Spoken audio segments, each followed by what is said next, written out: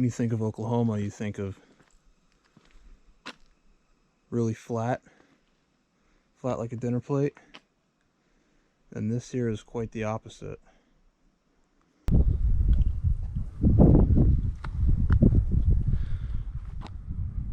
Now this place gets its name, Glass Mountain, as I'm sure you can see from the amount of reflective material within the dirt here. And that material is called selenite gypsum, and it's scattered all throughout the dirt and the mountain here. And as you can probably imagine, this place gets the name Glass Mountain from that material, from when the early explorers first saw it reflecting in the sun. And the reason that there's actually a discrepancy within the name of this place is because one of those early explorers was from the east, either from Boston or Britain. And on one of the original maps of this place, it was labeled Glass Mountain, and he pronounced it as Gloss Mountain with his eastern accent, either from Boston or Britain. And so that sparked the name discrepancy of this place. And so I'm headed up there, and that wouldn't be possible without a trail, obviously, but this trail, once I get beyond this point, is essentially just a really long staircase. So this should be a good one to get to the top of. It's about 70 degrees and I'm in black sweatpants. I thought it was going to be a lot cooler because of the wind that's usually here in Oklahoma. So I'm sure I'm going to be sweating by the time I get to the top. So wish me luck.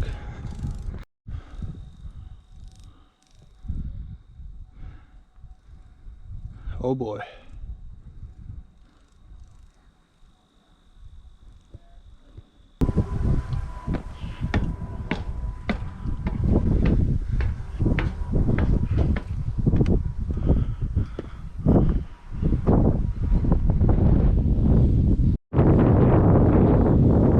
Well, I made it to the top.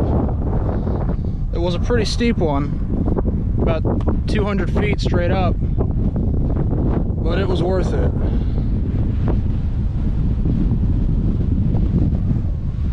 And now's the easy part because it leveled out and I can just continue straight that way towards the other overlook. And as you can probably hear, I was right about it being windy, so I cooled off pretty quickly once I got up here.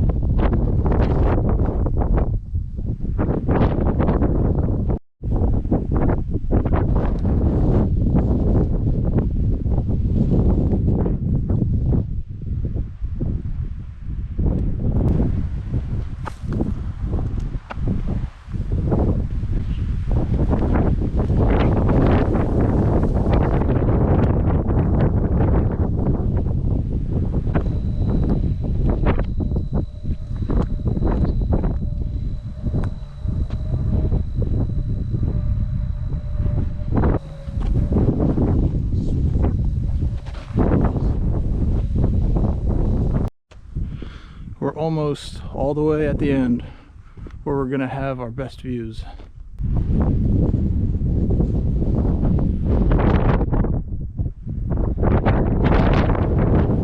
So I made it to the end here, and of course it's fenced off on both sides, and I can't proceed this way, and I don't see any reason why I can't. I'd really like to get out there to see what that butte looks like over there and get a little better of a view.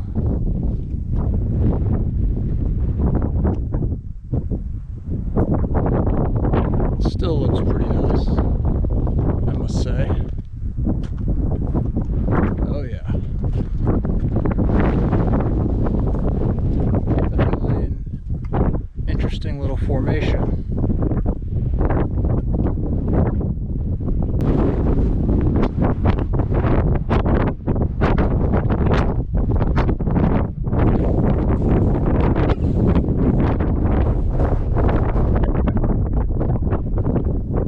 I just made it back down from the top of Glass Mountain. That's going to do it for today. I might have another place in mind, but I'm not sure yet. Thank you guys for watching this one, and maybe I'll see you on the next one. Take care.